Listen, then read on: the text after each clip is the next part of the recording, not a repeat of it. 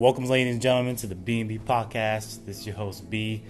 I'm here with a special man today. Brother, please introduce yourself to the show. Well, my name's Dave Romero. I'm the owner and operator of Brothers Coffee here in Manhattan, Kansas. Okay. So Dave, tell me about this. What was your purpose when owning this business? What was the purpose of you starting from scratch and then building it up? I always tell my staff these few things is, first of all, I'm not in the coffee business, I'm in the people business, and coffee happens to be my vehicle. I started this so it would be a place where people can belong, they can come in, have great conversation, great connection over great coffee. And I know when people belong like that, they come in just for a little while, whether it's an hour, 5 minutes, 10 minutes, man, their stress level goes down, they walk out with a bigger smile on their face. And that's the goal, right? Is that people find joy every day. Okay, cool. So basically, it's to get people out their comfort zones, because of course you're a K-State, so a lot of people come here to do school. Yes. And then you have different peoples with different venues. They come in here and they just interact. That's ultimately your goal. Yeah, ultimately the goal is not only to reach community, but to help students and kind of blend it all together. It's really unique when you sit out here and you watch people connect from different backgrounds. We have Manhattan Christian College, K-State. Again, we have the community of Manhattan. Right. Businesses are coming in here using our conference room at times. So it's really neat to watch that diversity within our community happen right here at Brothers Coffee. And how did it start? Because you said coffee was like the venue for you to communicate. Were there other venues? I've always had an opportunity to communicate. I've been on platforms most of my life, whether it be pastoring a church. I was in the music industry for many years out of Nashville, so sang and traveled all over the world doing that. My goal is always to be able to bring, whether it's a song, a coffee, or a conversation, to bring people together and making sure that they have opportunity to grow together. Right. And also know that you have a life coaching business. I do. I'm part of Ethos Therapy and Life Coaching. I am their resident life coach as well as their pastoral counselor. I've got several clients already that I'm helping in there. And then right now during this pandemic, a lot of people's stress level has been pretty high. So I'm pretty blessed to be able to pour in principles of freedom and joy and peace. Okay, and speaking of freedom and peace, do you incorporate the Bible when it comes to that? Because you seem like a really religious man when it comes to life coaching. Sure. I think it depends upon the person. I always tell people that I'm not overtly in your face about Christianity. I always try to say that just live it out. If people have questions, they're going to ask you those questions. Right. Within life coaching, it'll come up at times with certain clients. I don't drive it as the driving force, but we do get in some great spiritual conversations that help lead that journey to purpose. I think everyone's looking for purpose, and that's what life coaching is, right? So is helping people find that purpose in life. And the fact that you said helping people is your passion, and then coffee is just your vehicle. Right. And like you said, especially with me, like it took me a long time for me to figure out myself. But listening to videos, listening to these life coaches, listening to these motivators, it allowed me to focus on myself and therefore help other people. But going back to the coffee, what kind of stuff do y'all serve in the restaurant? Well, we have everything here from your great lattes to cold brew. We have hot chocolate for non-coffee drinkers. We've got pour-overs, Chemexes, great food products from sandwiches to breakfast foods to yogurt to great pastries with our pastry chef who does an amazing job on our muffins and scones and cookies. I mean, definitely a place where you can get a variety of things that bring comfort. People love a cup of coffee with a muffin or a chai latte, which I believe our chai latte is one of the best in town. So we've got a great variety. Yeah, and have breakfast with that. So it's good. Okay, cool. And what were the challenges when establishing this business? Did you ever have any doubts or regrets along the way? I'm a really big man of faith. So this place had closed down in March.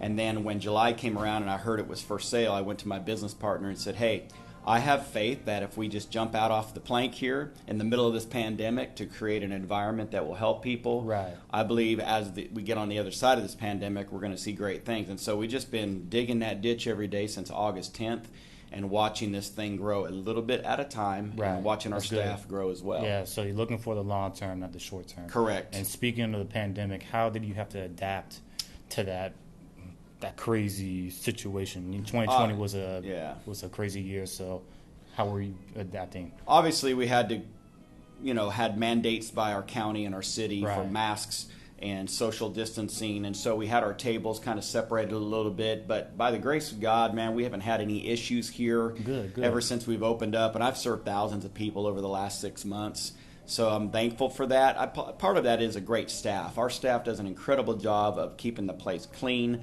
making sure that we are adhering to those mandates here in our county. But the good news is we're beginning to see the light at the end of the tunnel. Exactly. And mandates are now beginning to get lifted. Vaccines are being distributed. Yeah, vaccines are being distributed. I know that hopefully by the end of summer we'll be back to what we would call probably our new normal in our world. And I'm looking forward to that because I know people are ready. People are ready. Everybody is. Yeah. And speaking about your staff, are they inspired to be coffee owners like yourself, or is it something like they have a passion for? Is it something they're trying to learn so they can eventually take your place or whatever? Most of our staff, I would say half of them are college kids who are going to go on and do careers. My goal with them is that they would receive an incredible experience here at work. They want to come to work. They're having fun. That they'll leave here and they'll know that they were respected and they learned some good value here. The other ones, like Devin, my assistant manager, he definitely has a passion to want to own a coffee business. We'll see how that goes down the road, but I believe he'd be an incredible one to walk into that. But our staff all have a passion to serve great coffee, to connect with people. That's our culture. I told them from the beginning. Again, people is our business. Coffee is the vehicle to connect us with them. So we want to make sure that when people walk in, that customer service is number one. And it's been that way all my life, and we'll continue to see that happen right here at Brothers Coffee. Okay, cool. And where do you get the coffee from? We are partnered with Thou Mayest out of Kansas City. Bo is an incredible roaster there. He also has several coffee shops in Kansas City. So we are blessed to partner with him. Such an incredible mission he has to help coffee shops. And so we love it, man. We get our coffee from him. We're looking at certain branding, like we're coming up with our own coffee line with him. It's going to be hopefully a subscription model within the next 6 months, where you can get it online, become part of a really cool trend that's going on within our community. Okay, cool. And I know he wants to surprise y'all, but I have to ask him. Do you have any new ideas to push out new content, new products? Absolutely. We're getting ready to expand our food menu. We're always continually saying, what drinks do we need to bring onto our menu? So our baristas, our pastry chef, my operational person who takes care of all the coffee, Alicia, she's always looking into what can we do to make our coffee bar better. So we are going to implement several things coming up here in the spring. We're going to start blending all of our drinks, which basically we'd call like a frappe. So that's going to be cool for spring and summer. We've got plans to bring music here now that the ban's been lifted. We're going to start having bands here. Oh, that's good. On the weekends, which is going to be great. We're looking forward to that as well. Do y'all serve cinnamon?